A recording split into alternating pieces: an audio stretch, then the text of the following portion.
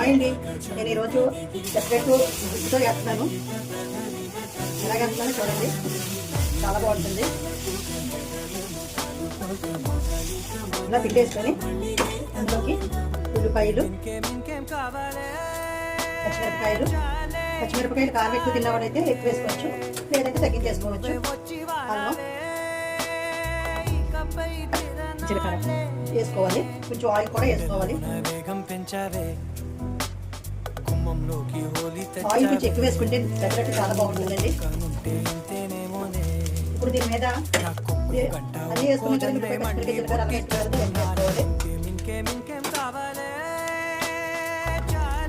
ఇది double collect అండి, చిలక కొట్టి మొత్తం అట్టంతా కలిసేటట్టుగా ఇలా తీసుకుంటే ఎంత వస్తుంది, చక్కగా ఉంటుంది.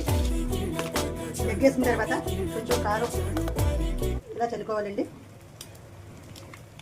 కొంచెం సాల్ట్ ఇలా వేసుకొని మళ్ళీ కొంచెం ఆయిల్ వేసుకోవాలండి.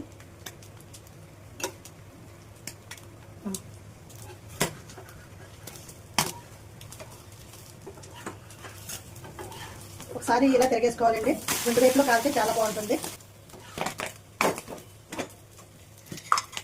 ఇందులో కొంచెం నెయ్యి వేసుకుంటే చాలా బాగుంటుంది.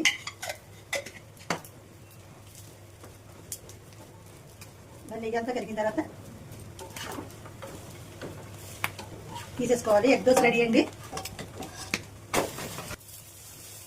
Egg dosa ready.